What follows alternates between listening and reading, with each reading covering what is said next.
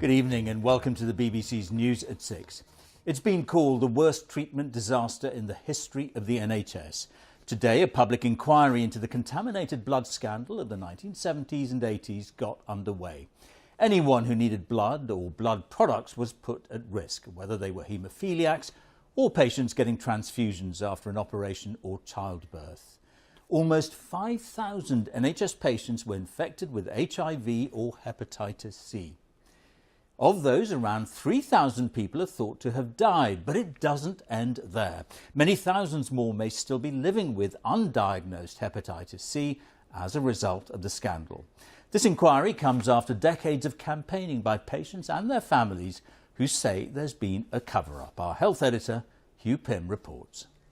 A poignant memorial to victims of the infected blood scandal. Messages left by some of their families. It'll travel around the country as this public inquiry gathers evidence.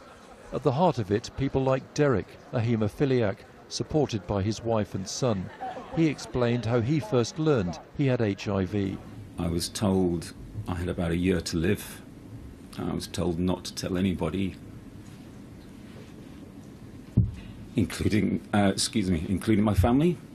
Derek's brother also had haemophilia and developed AIDS, and on one occasion wanted to talk about his fears. But I couldn't. It was too close to home for me, and I wasn't there for him. And 3 months later, he died. Nearly 10 million pages of official documents are being searched as the inquiry tries to find out whether there was a high-level cover-up. Some victims have only recently discovered they were infected. So for 30 years you were unaware that you had hepatitis C? Indeed. Carol only found out 2 years ago she was infected with hepatitis C after a blood transfusion, and there could be many more who still don't know. And the fact that there are thousands of people out there who, like me, didn't have the least idea that they got hepatitis C, and there may be a whole wave, and I hope it's going to be handled the darn sight better than it has been up to now. Looking this way, thank you. For Perry, it's the support of his wife and family which has kept him going. Towards me, thank you.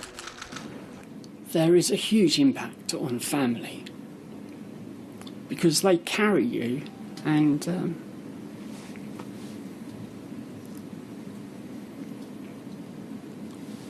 but the focus is always on the patient, the person who's suffering.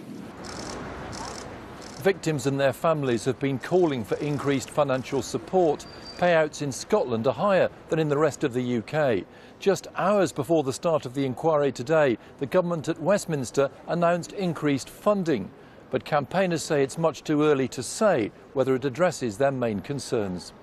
In some other countries, full compensation's been paid. Officials have been taken to court. Only now, more than 3 decades on, is the UK mounting a full public inquiry. Campaigners hope it will get to the truth. Hugh Pym, BBC News.